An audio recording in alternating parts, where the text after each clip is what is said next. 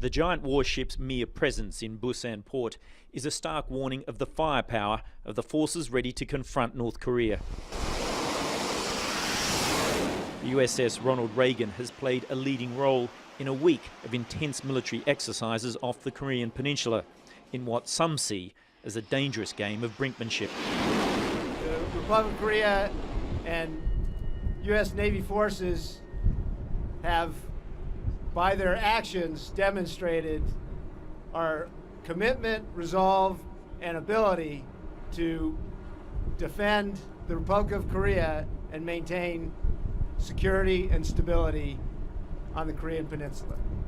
The USS Ronald Reagan is a 100,000-ton nuclear-powered aircraft carrier with 5,000 sailors on board. This week they performed 90 F-18 Super Hornet sorties in the Yellow Sea and the Sea of Japan. Their mission here is almost complete, but the message of these war exercises is loud and clear. My brother. North Korea has condemned the exercises, calling them a rehearsal for war. At a nuclear non-proliferation conference in Moscow, a North Korean diplomat said the United States would have to put up with its nuclear status. As for the DPRK, this is the matter of life and death, and the present situation further strengthens our belief that we should strongly hold to the nuclear weapons to deter the possible US attacks. As the naval exercises wind up, North Korea's threat of what it called an unimaginable strike on the aircraft carrier appears, for now at least, to be more rhetoric. Propaganda always creates expectations on the part of the populace that the regime or the government is going to carry through on them to some extent. So I would not be surprised at all if in the weeks ahead we do see a belated North Korean reaction to these exercises. Ironically enough, they tend to act up more when they're sounding peaceful than when they're making bellicose noises. So I think the West should be on its alert. As the standoff continues, the Allies are again discussing a possible diplomatic resolution through back channels. Donald Trump is scheduled to meet allies in Asia early next month. His tour includes stops in Japan, South Korea, Vietnam and the Philippines.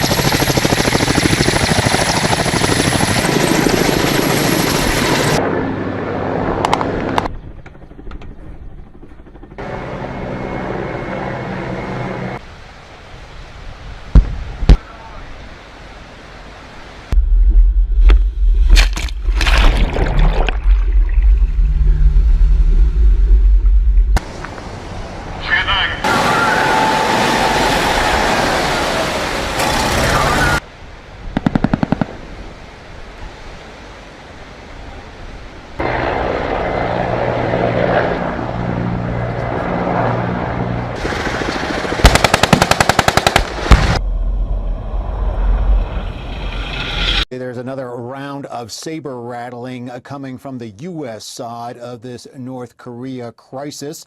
The U.S. Navy involved in exercises all this week in the waters off the east and west of the Korean Peninsula, including the USS Michigan nuclear-powered submarine, which can be equipped, we are told, with as many as 154 Tomahawk cruise missiles, and reportedly could have on board a special force team that could take out the North Korean leadership if need be. All told, we're talking about 40 ships from the U.S. Navy's 7th Fleet involved, featuring the aircraft carrier USS Ronald Reagan, as well as destroyers, fighter jets, other aircraft, all running maneuvers with the South Korean military. Eric, the North Korean regime has called these exercises a rehearsal for invasion. As a pretty blunt message to us and to them. And as you just said, they remain defiant. So how has North Korea responded? With more anti-U.S. rhetoric this weekend?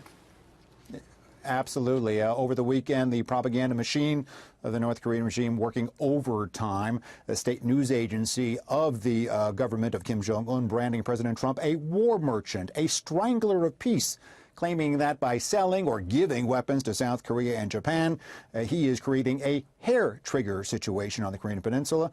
Of course, the Pyongyang government are responsible for multiple missile launches and nuclear tests. They even went so far, according to our sources on the ground, as dropping anti-President Trump leaflets from balloons sent over from North Korea. Some of the propaganda even landing around the capital of Seoul. That's one reminder, Eric, of how close everything is on that Korean Peninsula. And that's a place that President Trump will be coming to in the coming week.